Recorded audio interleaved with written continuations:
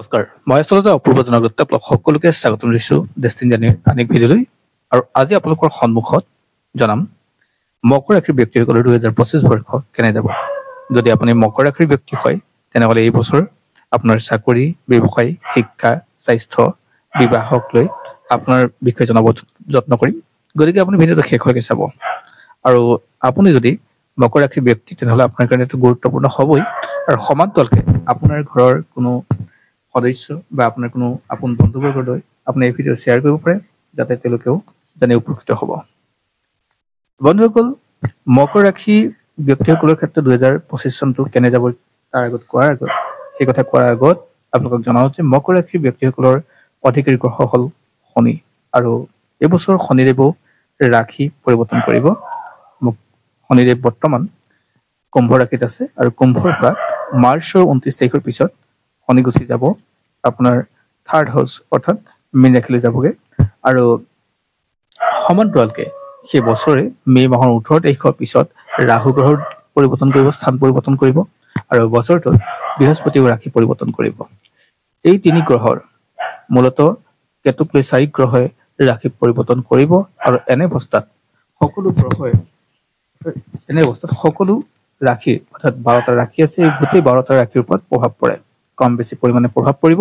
গতিকে মকৰ ৰাশিৰ ব্যক্তিসকলৰ ক্ষেত্ৰতো ইয়াৰ প্ৰভাৱ নপৰাকৈ নাথাকে। সাধাৰণতে বছৰৰ আৰম্ভণিটো তেওঁলোকৰ কাৰণে যথেষ্ট সবল বা লাভদায়ক হ'ব। গতিকে তেওঁলোকৰ কাৰণে বছৰৰ আৰম্ভণিৰ সময়খিনি তেওঁলোকৰ কাৰণে পজিটিভ হ'ব। অৱশ্যে তেওঁলোকৰ ক্ষেত্ৰত বছৰ অৰ্থাৎ 29 মাৰ্চৰ পিছত 2025 29 মাৰ্চৰ পিছত শনি গ্ৰহ পৰিৱৰ্তন কৰিব, ৰাশি পৰিৱৰ্তন কৰি থাকিব মীন ৰাশিত। আৰু এনে অৱস্থাত তেওঁলোকৰ ভাতৃঘাতী বা ভাতৃৰ লগত সংঘাত বা সংযোগ কৰবাত বিচ্ছিন্ন হোৱাৰো যোগ থাকে।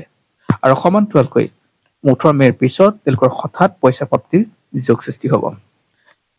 আৰু ৰাশি পৰিৱৰ্তন হিচাপে ৰাহু তেওঁ আৰ্থিক স্থিতি গ্ৰহণ কৰিব। আৰু আৰ্থিক দিশত ৰাহুৱে হঠাৎ পইচা খৰচো কৰে আৰু হঠাৎ পইচা প্ৰাপ্তিৰ সহযোগ কৰে। অৰ্থাৎ তেওঁলোকৰ ক্ষেত্ৰত পইচাৰ উত্থান পতন হোৱাটো ঠিক, সমান্তৰালকৈ তেওঁলোকে আয় বহিৰ্ভূত সম্পত্তিও বা পইচা পোৱাৰো যোগ থাকে। অৰ্থাৎ তেওঁলোকৰ ক্ষেত্ৰত পইচা হঠাৎ বহুত পইচা দিব পৰাকৈ তেওঁলোকৰ যোগ ক্ৰিয়েট হয়। সমান্তৰালকৈ যদি বিবাহৰ কথাটো কওঁ, তেওঁলোকৰ ক্ষেত্ৰত মকৰ ৰাশিৰ ব্যক্তিসকলৰ ক্ষেত্ৰত সপ্তমত মংগল বহিব। আৰু এনে অৱস্থাত বিবাহৰ ক্ষেত্ৰত বৰ এটা পজিটিভ নহয়। মংগল সপ্তম স্থানত সাধাৰণতে মাংগলিক সৃষ্টি কৰে, আৰু মাংগলিক ব্যক্তিৰ ক্ষেত্ৰত বিবাহৰ লৈ কিছু সমস্যাৰ সৃষ্টি হয়। অৱশ্যে এই সময়খিনি বৰ বিশেষ দীঘলীয়া নহয়। যদি বছৰৰ আৰম্ভণিখিনিতে তেওঁলোকৰ বিবাহক লৈ অহা প্ৰশ্নত তেওঁলোকৰ ক্ষেত্ৰত সমাধান বা তেওঁলোকৰ ক্ষেত্ৰত যি উদ্ভৱ হ'বলগীয়া সৃষ্টিৰ কথাহে আপোনালোকক জনালোঁ। আনহাতে গোটেই বছৰটোত তেওঁলোকৰ ক্ষেত্ৰত পঞ্চম হাউচত বৃহস্পতিয়ে আৰম্ভ হৈ মে' মাহৰ পিছত বৃহস্পতি ষষ্ঠ হাউচত যাব। আৰু পঞ্চম হাউচত তেওঁলোকৰ গান, নৃত্য, কবিতা, শিক্ষা সকলো ক্ষেত্ৰতে বৃহস্পতিয়ে সহযোগ কৰিব। কিন্তু পৰৱৰ্তী সময়খিনি বৃহস্পতিয়ে তেওঁলোকৰ ক্ষেত্ৰত ক'ৰবাত নহয় ক'ৰবাত লোকচান দি যাব। অৱশ্যে তেওঁলোকৰ ক্ষেত্ৰত পেটৰ লগত জড়িত বেমাৰ আজাৰ হোৱাৰ সম্ভাৱনা ক্ৰিয়েট কৰে। গতিকে এইখিনি সময়ত তেওঁলোকে সাৱধান হোৱাটো দৰকাৰী বা জৰুৰী। অৱশ্যে 29 মাৰ্চৰ পৰা 18 মে'লৈকে এইখিনি সময়ত ৰাহু আৰু শনি যেতিয়া সংঘাত সৃষ্টি কৰিব আপোনাৰ ককাই ভাইৰ লগত বা আপোনাৰ যিকোনো অৰ্থাৎ পৰিয়ালৰ ক্ষেত্ৰত, সেইখিনি কথা সেই সময়খিনি আপুনি কিন্তু কিছু ক্ষেত্ৰত চম্ভালি থাকিব লাগিব, বা আপুনি সেইখিনিৰ পৰা ৰিয়েক্ট কৰাৰ পৰা আঁতৰত থাকিলে আপোনাৰ কাৰণে শুভ হ'ব। আনহাতে গোটেই বছৰটো যদি আমি এনেকেই ফঁহিয়ে চাওঁ যে যদি তেওঁলোকৰ আৰ্থিক দিশৰ কথা কোৱা হয়, তেনেহ'লে 14 জানুৱাৰীৰ পৰা 14 মাৰ্চলৈকে অৰ্থাৎ 14 জানুৱাৰীৰ পৰা 14 মাৰ্চলৈকে আৰ্থিক দিশটো তেওঁলোকৰ কাৰণে যথেষ্ট সবল হোৱাৰ যোগ থাকে। আৰু ঠিক তেনেকে স্বাস্থ্যৰ ক্ষেত্ৰত 15 জুনৰ পৰা 16 জুলাই আৰু 17 আগষ্টৰ পৰা 17 ছেপ্টেম্বৰ এইখিনি সময় বৰ এটা পজিটিভ নাথাকে।